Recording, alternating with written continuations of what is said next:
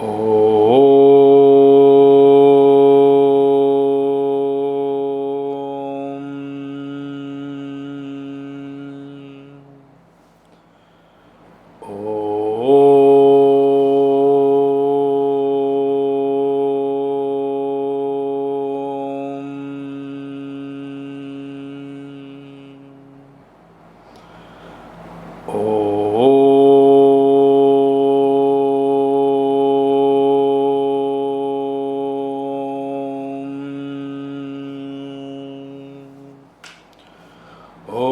Shri Ganeshaya Namaha. Om Shri Saraswatyai Namaha. Om Shri Gurubhyo Namaha. Satchidananda Rupaya Vishvotpathyadihetave Tapatraya Vinashaya Shri Krishnaya Vayam Numaha. Shri Krishnaya Vayam Numaha. Vasudeva Sutam Devam Kamsachanuramardanam Devaki Paramanandam Krishnam Vande Jagadgurum. Krishnam Vande Jagadgurum. Mukam Karoti Vachalam Panghum Langhayate Girim Yat Kripa Tamaham Vande Paramanandamadhavam. Paramanandamadhavam. Om Vang Me Manasi Pratisthita Mano Me Vachi Pratishthitam Aviravir Maedhi Vedasya Ma'anisthaha Shrutam Me Ma Prahasihi Anena Dhitena Ahoratran Sandadhami Ridam Vadishyami Satyam Vadishyami Tanmam Avatu Tadvaktaram Avatu Avatu Mam Avatu Vaktaram Om Shanti Shanti Shanti. Om Shankaram Shankaracharyam Keshavam Badarayanam Sutra Bhashya Kritau Vande Bhagavantau Punaha Punaha Ishvaro Guru Ratmeti Murti Bheda Vibhagine Vyomavad Vyapta Dehaya Shri Dakshina Murtaye Namaha. Shri Dakshina Murtaye Namaha. Shri Dakshina Murtaye Namaha. Shri Krishna Govind Hare Murare He Nath Narayana Vasudeva Jihve Pibasvamrutameta Govinda Damodara Madhaveti. He Krishna He Yadava He Sakheti. He Krishna He Yadava He Sakheti. He Krishna He Yadava He Sakheti.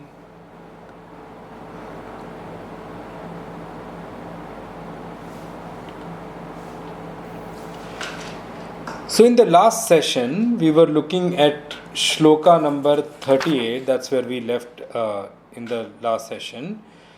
Before we move on and come back to the 38th shloka to explain it further, there are a couple of things I would want to cover from the topics which I covered in the last two podcasts especially. The first thing I want to cover is that when Bhagwan talks about fame and dishonor, or the thing which gets destruction of fame, what Bhagwan talks about, there is one thing which we need to know about the destruction of fame also.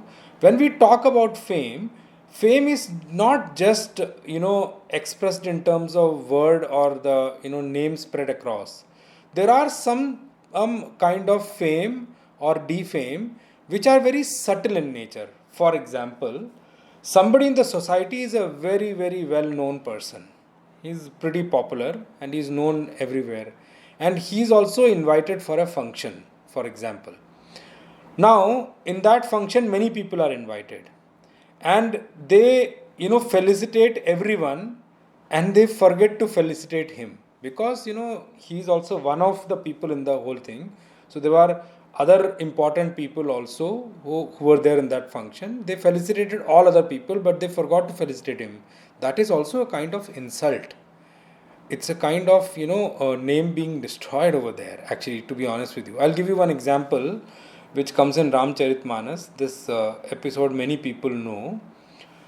When Daksha Prajapati had something going in his mind against Lord Shiva, and he wanted to insult Lord Shiva. Now, he has no capacity to insult Lord Shiva at all. What he can do? उनकी क्या औकात है भगवान शिव की निंदा करने की या उनके नाम को खराब करने की? There is no capacity he has to actually even destroy the name of Lord Shiva. So what he did, now directly he can't do anything. He can't say anything wrong also. So he organized a big yajna, a big sacrificial fire ceremony he organized, yaga he organized. And what he did to insult Lord Shiva, he did not send invite to Lord Shiva. Lord Shiva came to know, he laughed, he said, oh, this is what you can do, doesn't matter. He laughed and he went back into his samadhi. Mother Sati, she felt felt bad about this whole thing. So she went to Lord Shiva and she says that, he's my father, so doesn't matter, he may have forgotten to invite you, we should go. Lord Shiva said, no, that's not the case. You do not know the detail of it. Definitely I should not go. When your father doesn't want me to go, I will not go.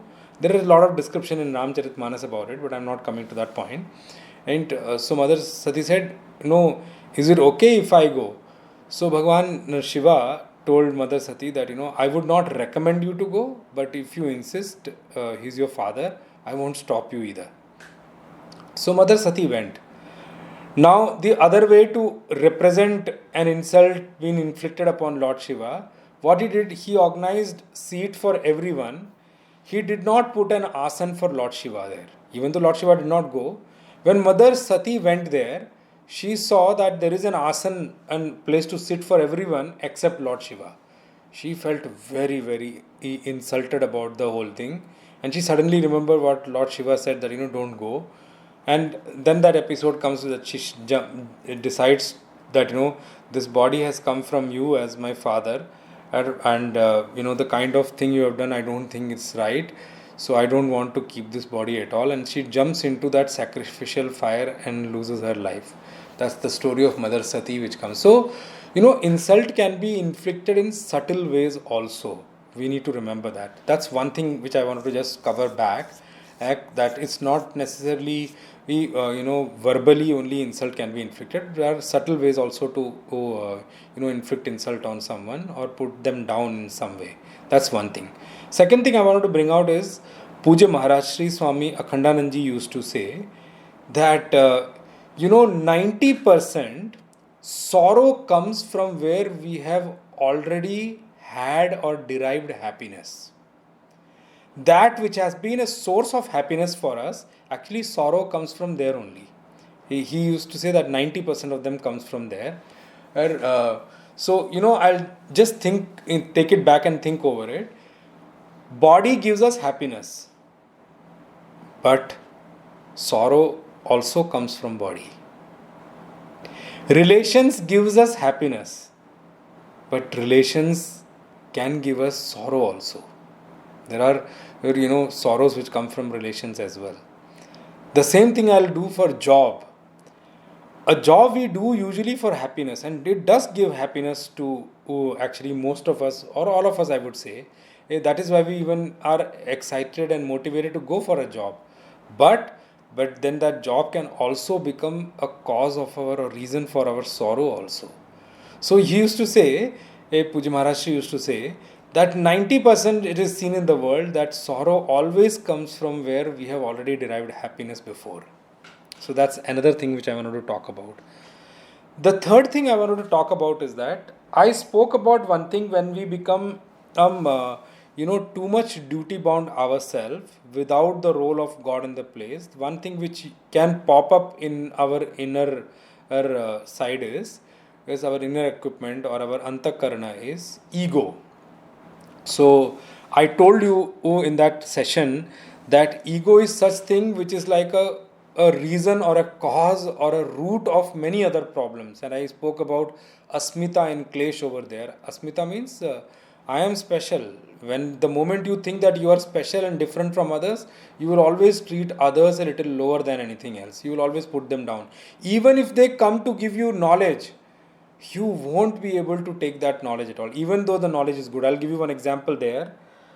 When Hanumanji went to Lanka, he went to Ravan's assembly. When he went to search for Mother Sita and he found her, and then he went to Ravan's assembly, he explained it to Ravan that it is good for you that you give back Mother Sita, and I am very sure Lord Rama is going to forgive you.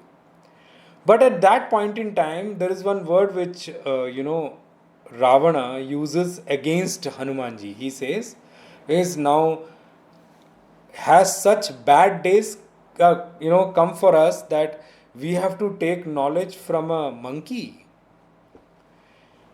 He said that word in Ramcharitmanas. It is pretty descriptive about that. And he says is Kapi Gurubad Gyani. Now such days have come for us that for a monkey is become like a guru for us. And he did not give any attention to what Hanumanji said, even though Hanumanji said absolutely good advice to Ravana. But Ravana, in a state of ego, just because he said that now such days have come that we have to take jnana from monkey, he just completely ignored, bypassed, or did not give hear the thing at all. I told you, one of the thing which ego stops us from is that it will not let us become a disciple, it will not let us become a student. We will always be open when we listen to someone, even if though somebody else may be giving absolutely perfect knowledge, but will we always be looking, I'm not sure, or what to accept from him and what not to accept. So you are even bigger than the person who's giving the knowledge to you to analyze and understand what is good for you and what is not. And many times the problem what happens is while listening and funneling these things, we may listen to all the other things, he may have joked and all, we may note down the jokes, but we may completely omit the part of knowledge which is given to us. I've seen in certain sessions people have written down entire jokes said by a guru also, and they have completely omitted the knowledge part also. So that's the other thing, in other problem which happens with the ego. So we have to be very careful about these things. When I told that there are two ways, either somebody can have a complete focus on the duty, he's a karmanist, a kartavyanist, his faith is completely on the duty, he just because it's a duty he will end up doing it.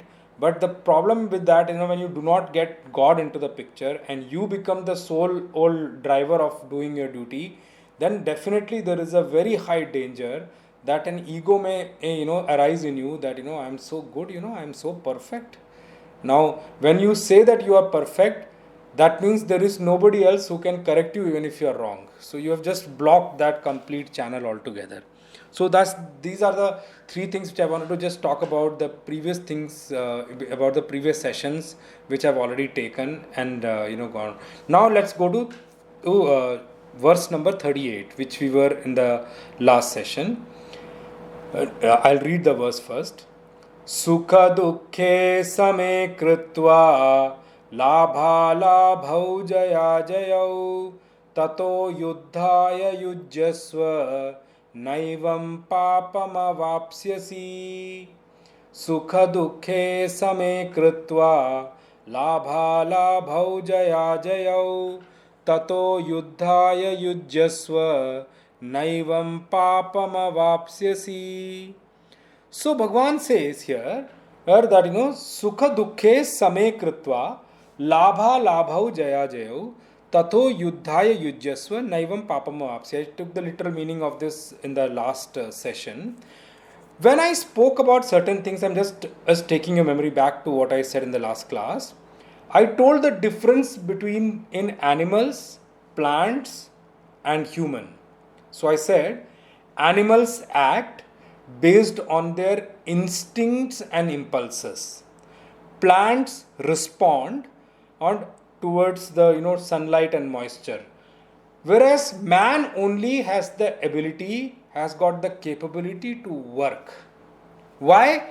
Because he has got something called a discriminative intellect for to make a even though impulses and instincts are there in human also, but he has got this rational discriminative intellect to or decide whether to go with those instincts and impulses, and also to help him stop acting on those impulses and instincts. One example I'll give you there, that we all have seen beehives. Now I'm giving you an example of how animals act according to their instincts and impulses. Now just see the beehive. It's a very complex thing to see. They make such good cubicles, and it is so beautifully made up in the way for them to reside, store their honey and everything. It's a very beautiful design. Also, it's a very difficult piece of thing which they make, difficult piece of architecture they do. But we don't congratulate them, even though we appreciate what they do. Why we don't congratulate them? Because right from the time Adam and Eve has been there and till today, beehive is exactly made in the same way. Because they make according to their instincts.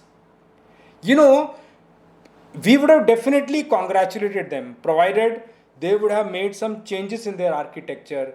They may have added a cantilever or porch so that when the rain comes, they can just dry themselves up before going inside. We would have definitely congratulated them. Now the second example I'll give you is cobweb. It's definitely complex. We appreciate it, but it's been the same ever since the creation has been there. Why? Because they do not have the discriminative intellect to make changes, to think and amend their things.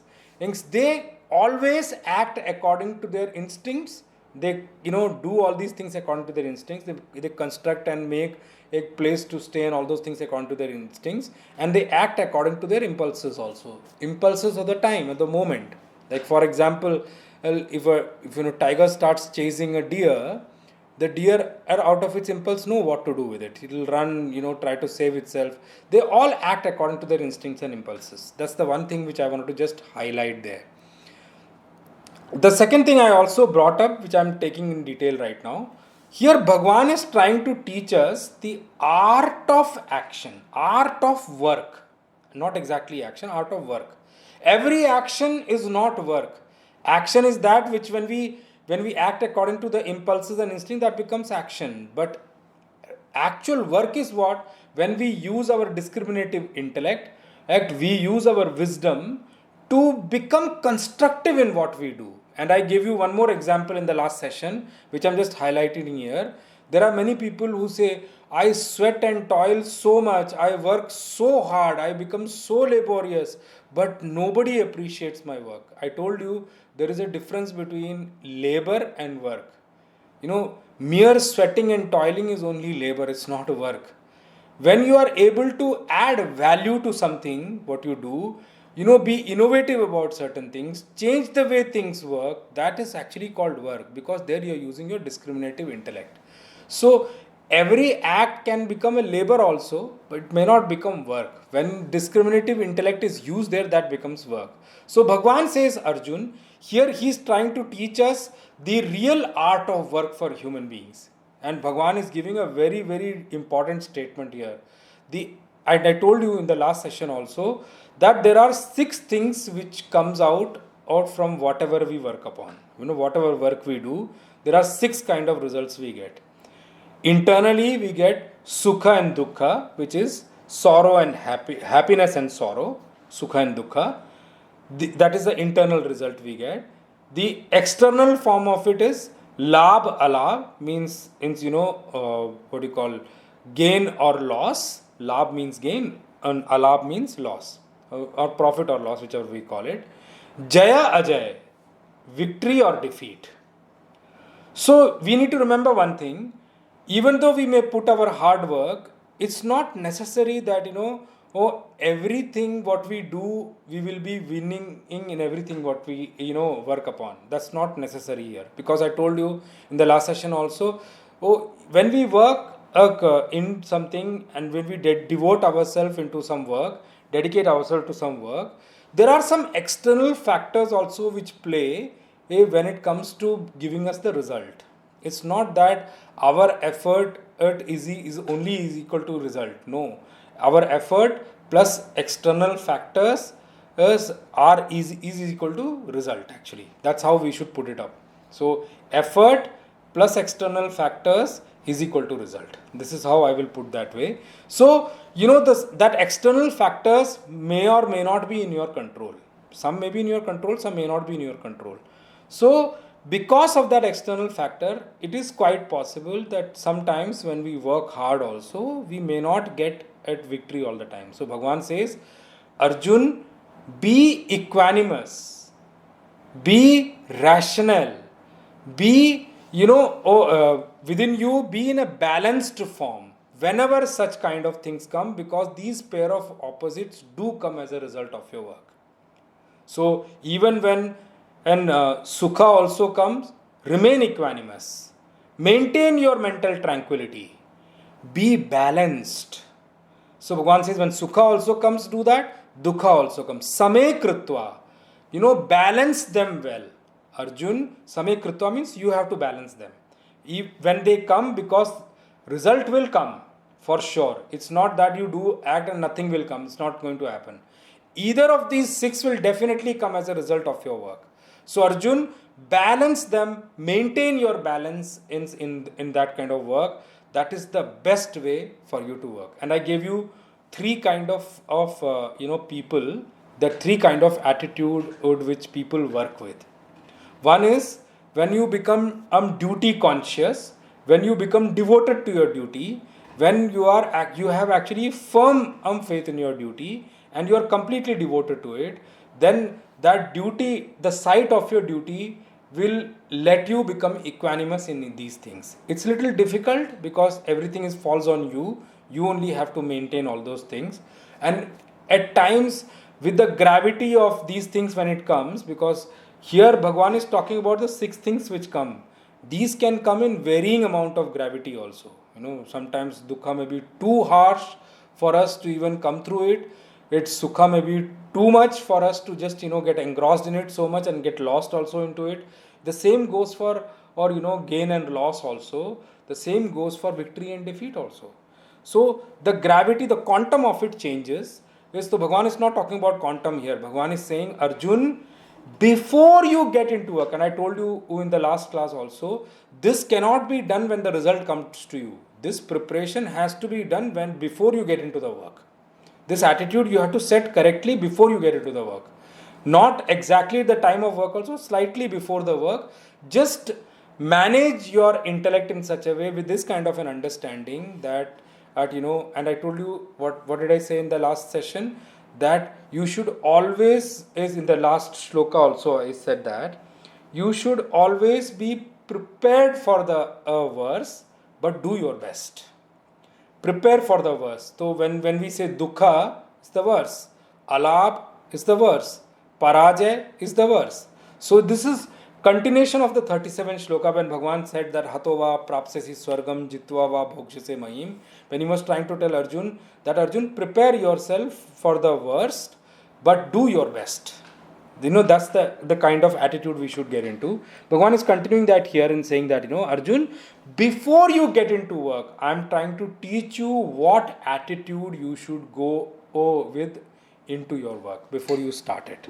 So, same kritva, you should remember, prepare for the worst, but do your best. When you prepare for the worst and do your best, even if dukkha comes, it is not going to shake you. It is not going to depress you. It is not going to destroy you.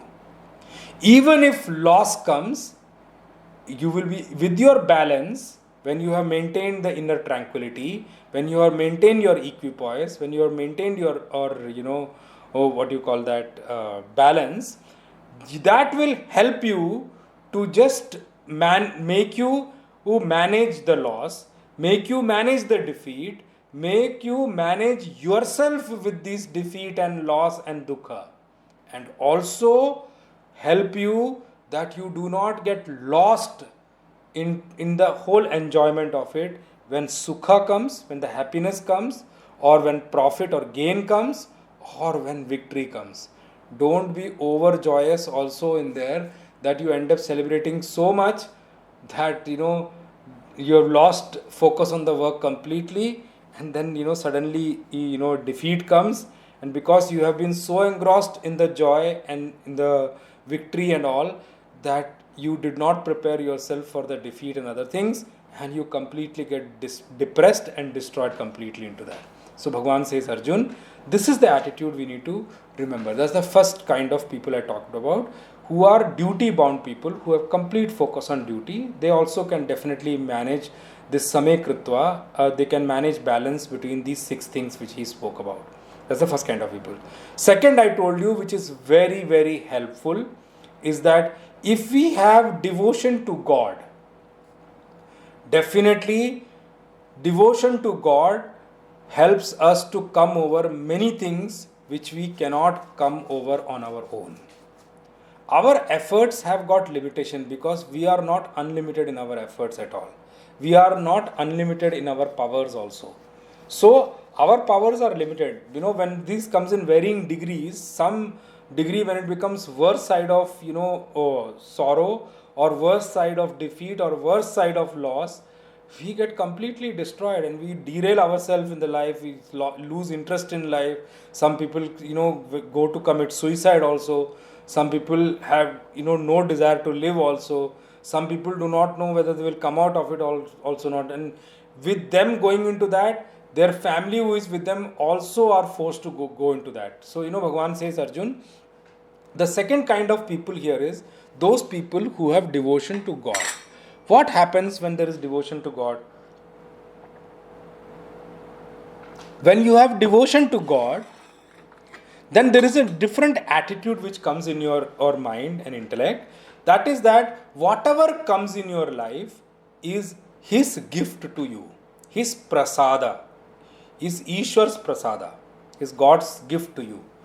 When it is God's gift to you, then your acceptability of the thing becomes high, because you have already got God into the picture. Why the acceptability is high? Because and I told you in the previous sessions, that remember, God is not sitting there as a judge to give verdict on us whether we are guilty or we are not guilty. He is not sitting like that. He is not sitting like a revengeful enemy also. He is sitting as a suhrud, is a well-wisher. He is sitting there to help us. He is compassion. He is the ocean of compassion to help us come out of anything, provided we have devotion towards Him. If we do not have devotion, what can He do? One thing I'll mention here, which I'll discuss some other time. God's grace falls on us in 2 forms. Some person asked me this question also, so I'm bringing it up here. They say that God is omnipresent and He is in and through everything in this creation, which is very, very correct and very true also. If He is in and through this whole creation, He is in every one of us. Yes, that's true. He is in every one of us. That means if He is in every one of us, He is a well-wisher for all of us. Yes, I told that in the last class also. He said that Suhridam Sarva Bhutanam. I am a well-wisher for everybody in this creation. Then, if He is a well-wisher for everyone, His grace is on everyone, then why do we need to pray? Why do we need devotion?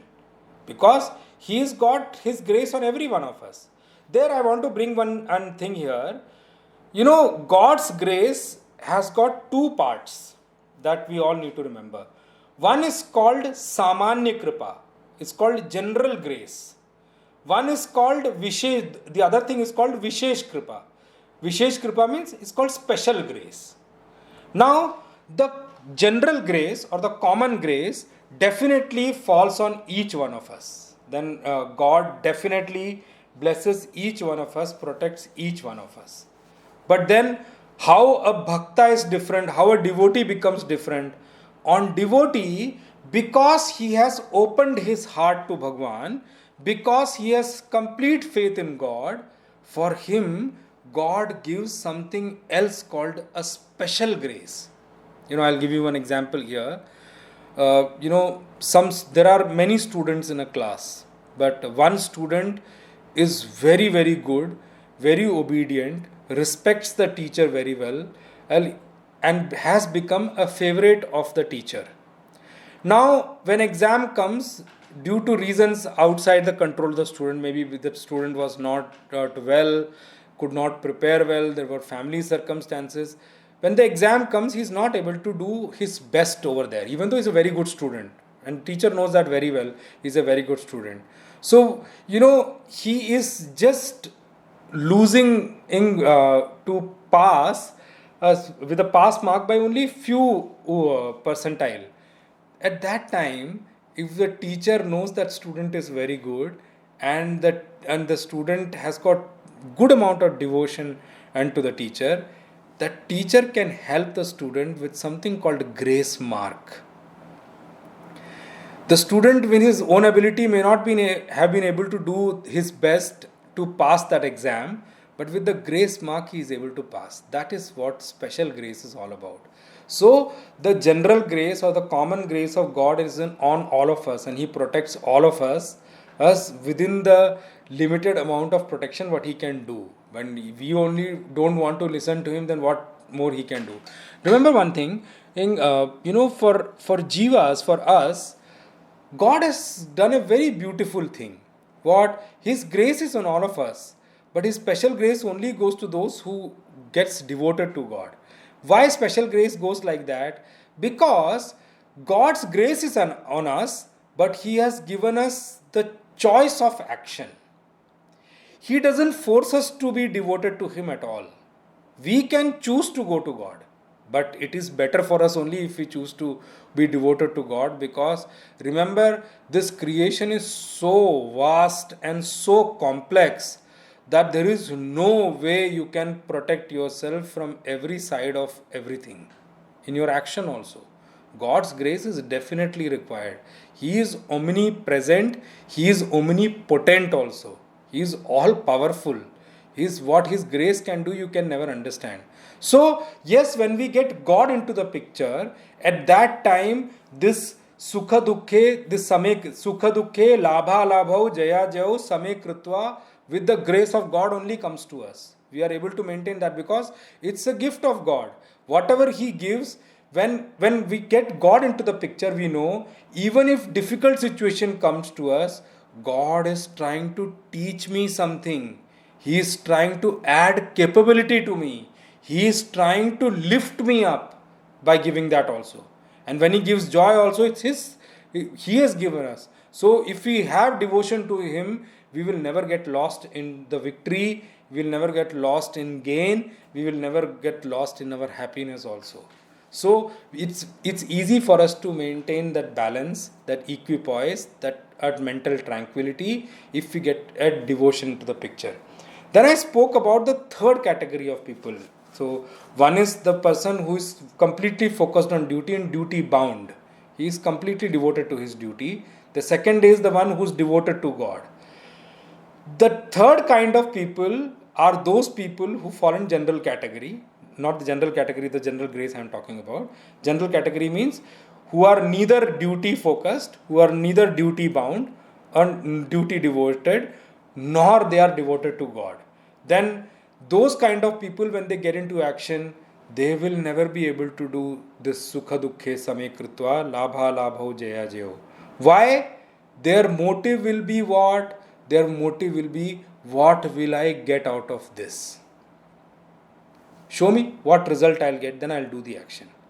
If you tell me what I'll get, then I'll do this action.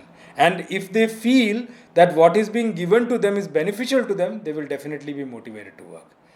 The problem what happens with this kind of intellect, this kind of an understanding is, these people are only result oriented.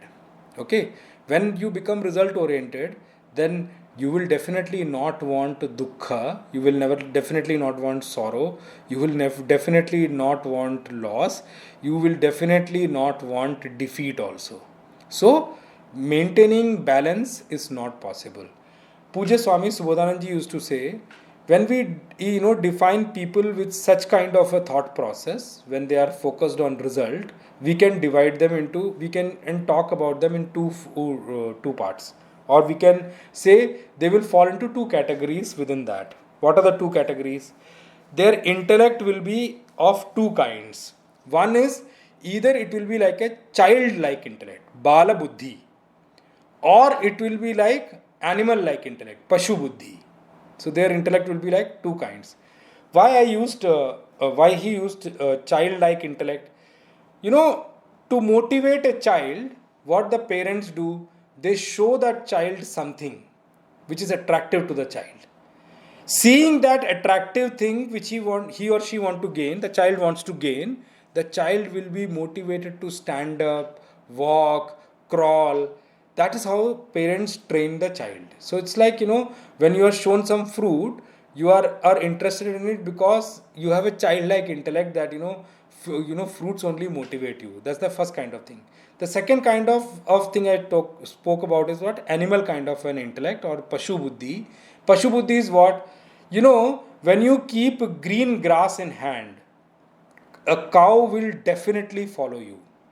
Let me take a different example to explain you. For a dog, you show something in which a dog is excited to eat, the dog will definitely run after you. Rather, it will start to act like it is completely devoted to you. It will run after you and it will never leave you only. But remember, don't be so harsh that you hide that thing which is to be given to the dog in there. Dog won't, the moment it stops seeing that thing, it will not run after you. In between, keep showing the fruit to the dog, keep showing the eatable thing to the dog will definitely run after you, it will definitely chase you. It's called Bala Buddhi, Shwana Buddhi, or Pashu Buddhi, whichever way you call it. So, these are the three kind of intellects I spoke about. So, I spoke about first, who's duty bound. The second one I spoke about, who is, devoted to God. The first one is devoted to duty. The second one is devoted to God.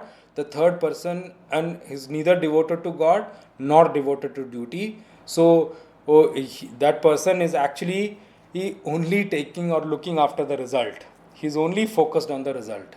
Only results interest him. That kind of a person, I said, will never be able to do this, what Bhagavan is telling here.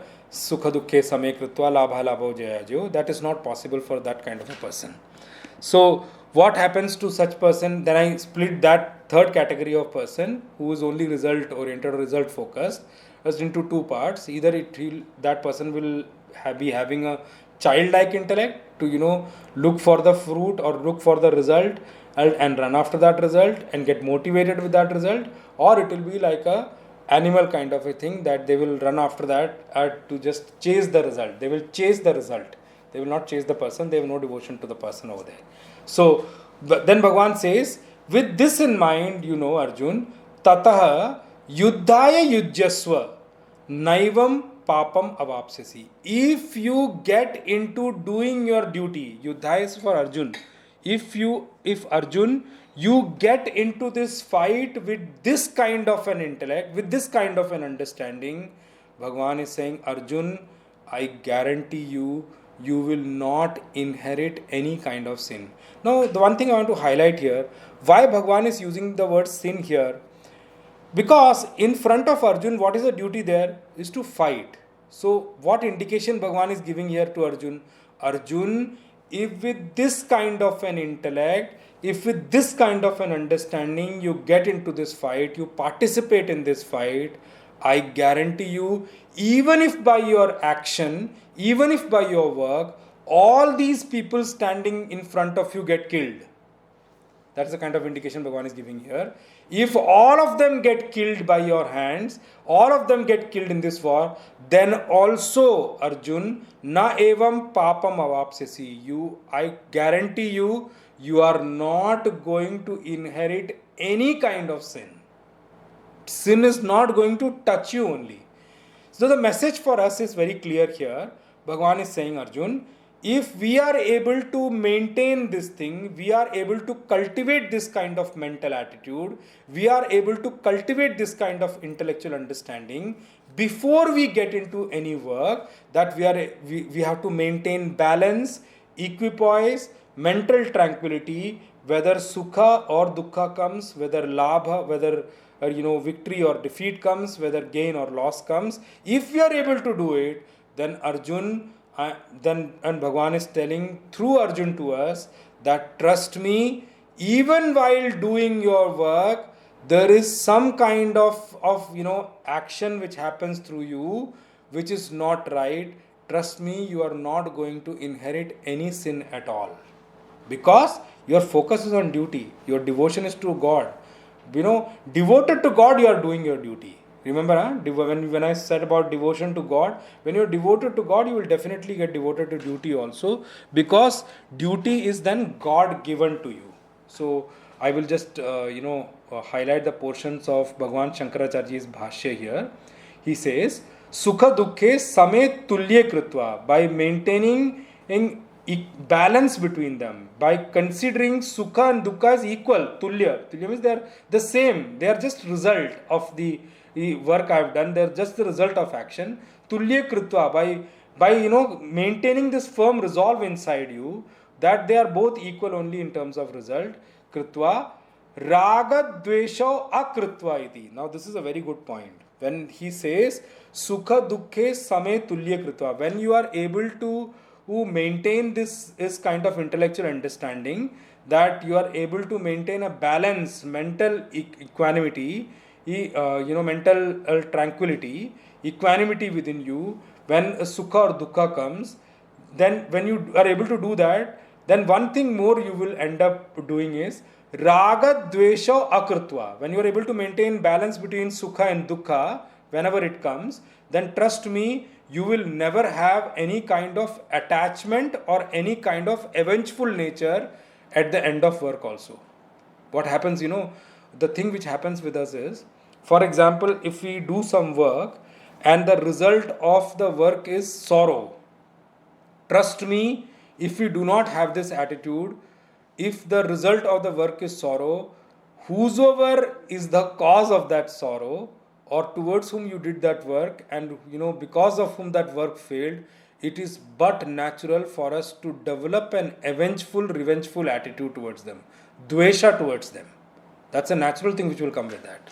For the third category of people I spoke about, when they are result oriented and the result doesn't come, it is but natural that they will generate dvesha or avengeful nature, or for those people because of whom the sorrow came. And the other way is that because of whom or because of whose participation sukha came, the happiness came, it is natural that they will develop some kind of love or attachment towards them. This is going to happen. Raga dvesho akritva iti etat. Tatha labha alabhau jaya jayau cha samokrutva. Then you have to maintain a balance between in gain or loss also, and victory and defeat also. Samokrutva. Tato yuddhaya yujjasva ghatasva. Then you go and enjoin yourself into this duty. When your duty is what? To fight here. Arjun, I'm talking about Arjun here. You just enjoin yourself into this duty. If you are able to maintain this kind of intellect, develop this kind of an understanding, and then you go and join this war, trust me, you will never get any kind of attachment. Also, at the end of the work, you will never get any kind of avengeful thought process also inside you at the end of the work. Na evam yuddham kurvan papam avapsyasi iti esha upadesha prasangikaha. He says, if you do not end up, why Bhagavan is bringing up papam here? Arjun, if you do not get into this war, into this fight, with this kind of an attitude, with this kind of a thought process, it is but natural. By not doing your duty, you are definitely going to inherit sin. That is the kind of message Bhagwan is wanting to give Arjun here. Then he says, Shoka moha apanayanaya laukiko nyaya swadharmamapi chaveksha iti adyayi श्लोकैहि उक्तः न तु तात्पर्येण. Bhagwan is saying, Bhagwan Shankaracharya is talking here, from these shloka, Swadharmamapi Chaveksha onwards, what Bhagwan said from the shloka from there onwards, is through these shloka, Bhagwan is giving us technique to distance the shoka and moha, the sorrow and the delusion which arises is out of our worldly act. That is what Bhagwan is trying to tell us through these shloka from these Swadharmam Api Chaveksha onwards. But from a final truth standpoint, in these shlokas doesn't stand from that final truth standpoint which Bhagwan explained from 11 shloka onwards. Paramartha darshanam tu iha prakritam tat cha uktam upasamharati esha tebihita iti shastra vishaya vibhaga pradarsanaya.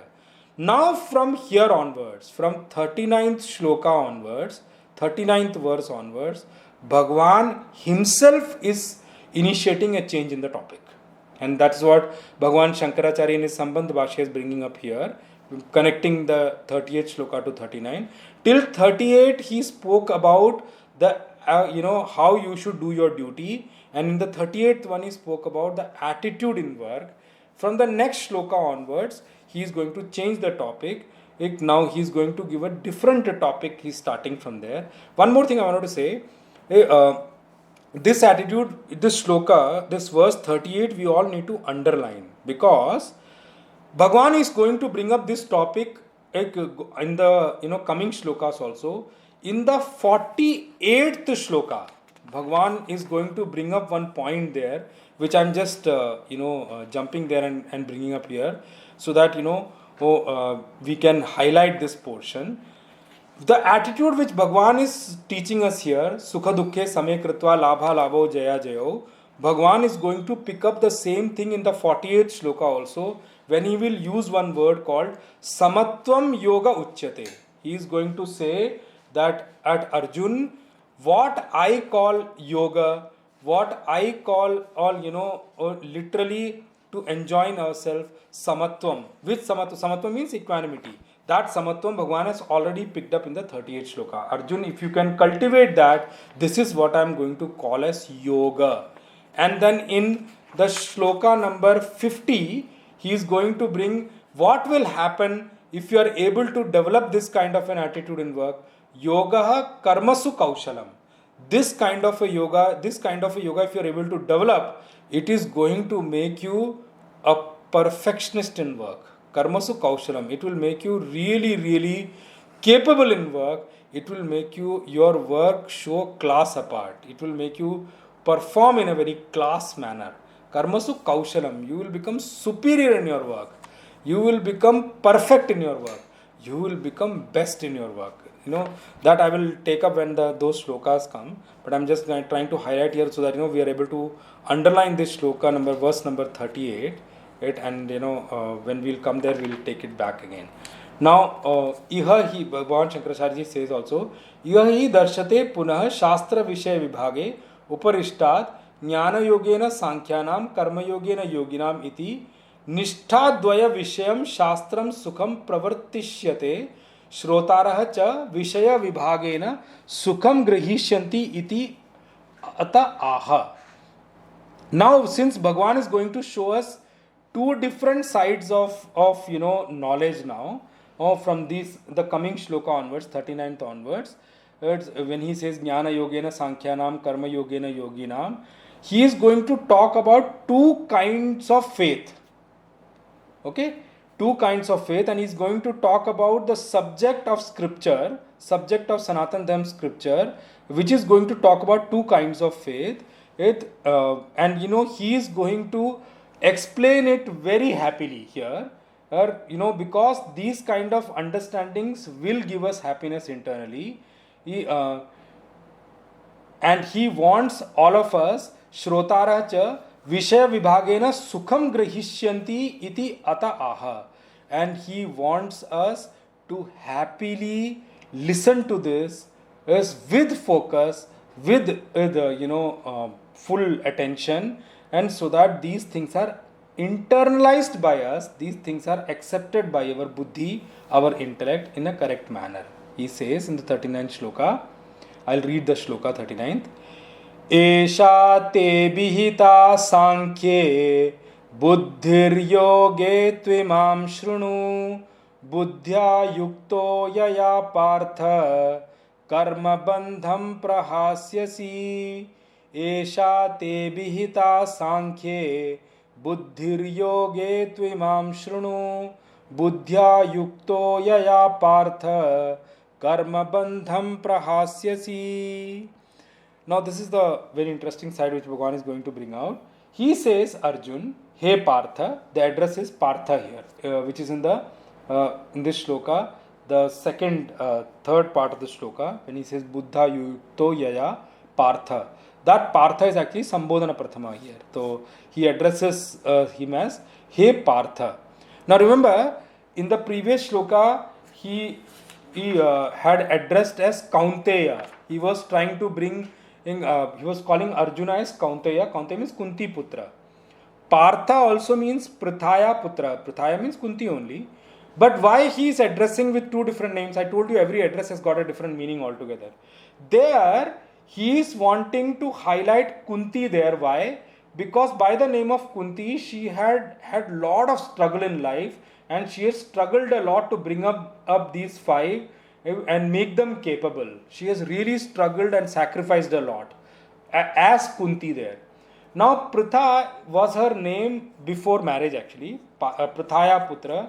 Pritha was her name there. So why he is bringing up Pritha here?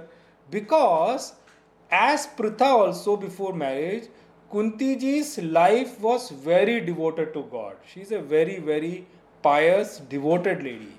So he is wanting to bring attention of Arjun towards the piousness of his mother, towards the devotion of his mother, towards the actual understanding of his mother towards God and everyone, her faith in everything. Why he is wanting to bring that? Because he wants to draw Arjun's attention in the same way. He wants Arjun to listen to this thing attentively. He wants Arjun to pay complete attention here. It's not that Arjun is not giving attention. That's not what I meant. And I meant to say that, through Arjun, Bhagwan is wanting us to listen to this topic pretty carefully. Because remember, from here, some shlokas are going to become a little difficult to understand. If you do not pay complete attention, there is a very high chance of misunderstanding or slipping in from the actual understanding. So he addresses Arjuna as Hey Partha, Esha te abhita sankhye.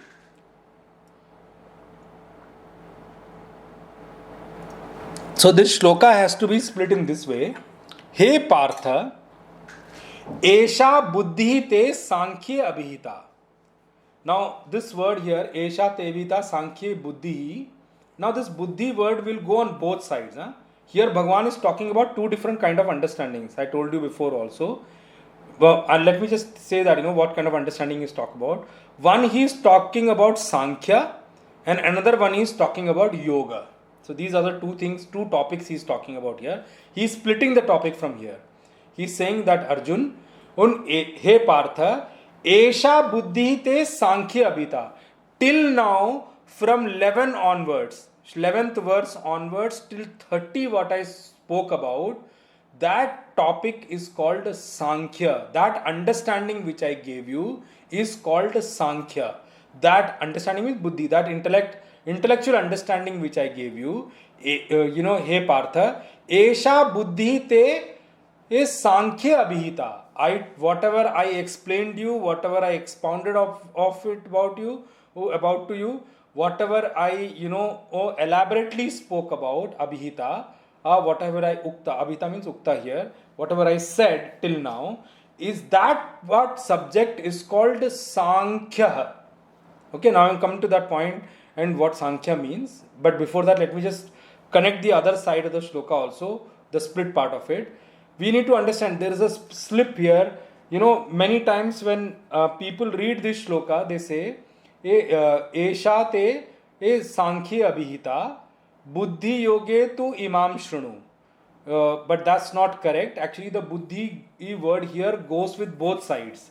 So it should be read in this way. Hey Partha, Esha buddhi te sankhya abhita. And the next portion is Yoge tu imam buddhim shrunu. Okay. Now, I till now explained and expounded upon the topic called Sankhya, the subject called Sankhya. From now, from here on, I am going to expound upon a new topic called Yoga. Please understand and create an understanding of this in your intellect. Imam buddhim shrunu. Understand this, create an understanding of this in your intellect. Or create an intellectual understanding of this subject now. So that's what Bhagavan is trying to say. Now let me just come back to the first portion of the shloka here. When he says, hey Partha, Sankhya. Sankhya means what? Now Sankhya word in Sanskrit comes from Kya Dhatu. Okay? Kya Dhatu means to explain. Kya Dhatu comes from the word explanation. It comes from the word to explain. So, here Bhagavan says, Arjun, what do you need to, what have I given you till now?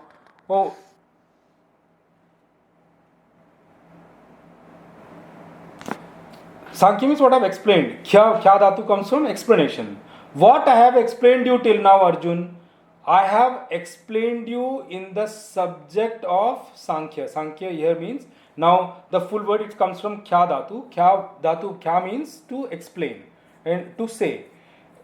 And the word is built with this way, Samyak Khyayate iti Sankhya.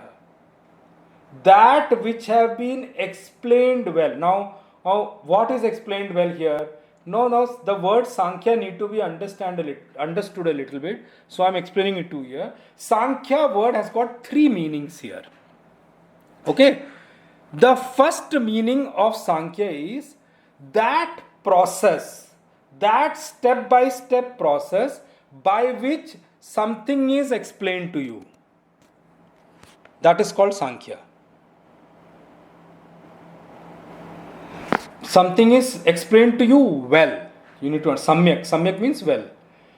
By that process, that step-by-step methodology by which something is explained to you well is called Sankhya. That's the first meaning of Sankhya. The second meaning of the word Sankhya is by that process, by that step-by-step process, that kind of a firm intellectual understanding which one reaches, that is also called Sankhya. Okay? That firm understanding which one forms, which firm conclusion which one reaches, the firm conclusion which one arrives at, with that step-by-step process or methodology of teaching is also called Sankhya. That's the second meaning of Sankhya.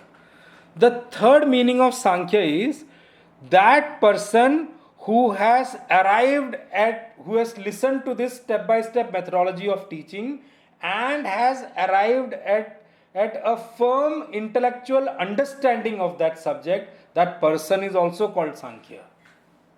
Now here the word Sankhya will go for actually Brahmajnana. Brahmajnana means the knowledge about supreme consciousness.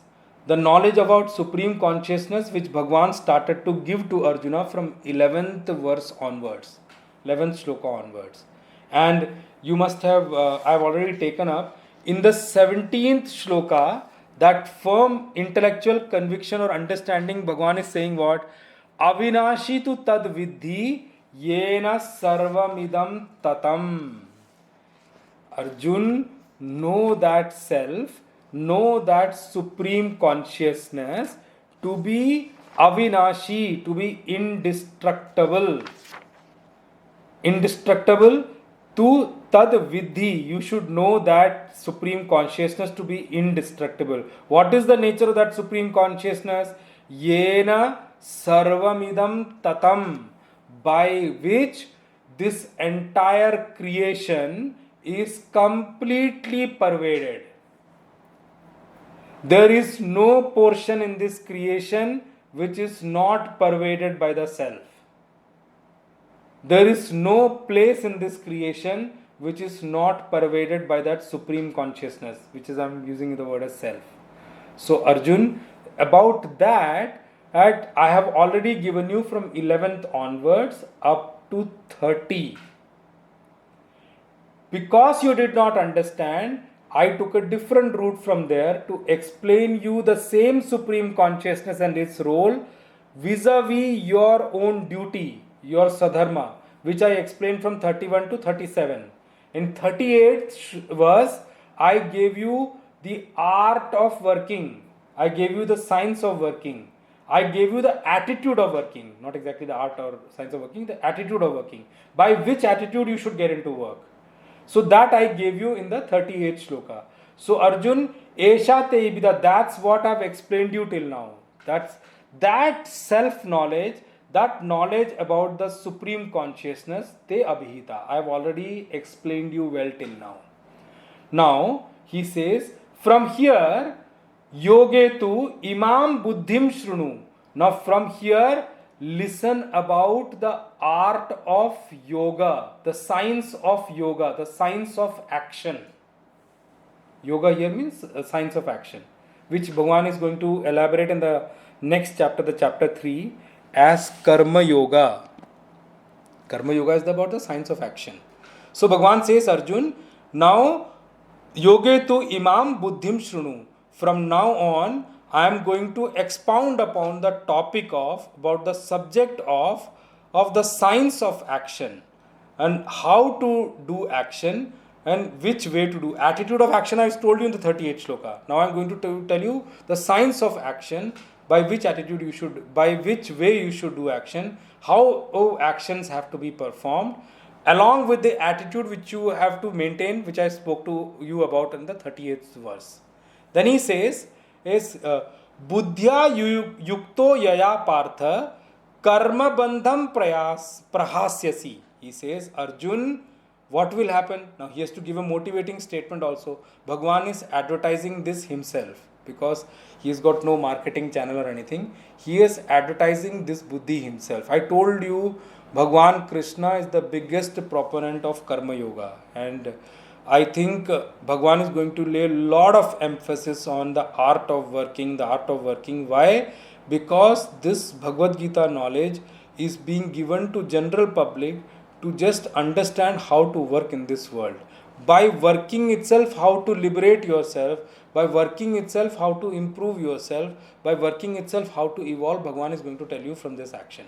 He says, Arjun, buddhya yuktaha yaya partha, he partha, yaya buddhya yuktaha.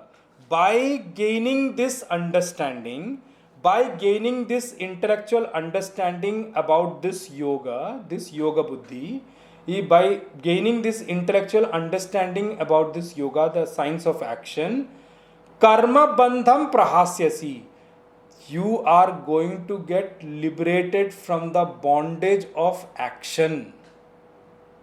It is going to help you cross over the bondage of action. Before I end the session today, I want to say one thing here, and you just take it back and think before our next session. Think over it from your own perspective, all of you. What is the nature of an action? Every action binds us. Every action binds. Think over it. I'll explain you in the next session.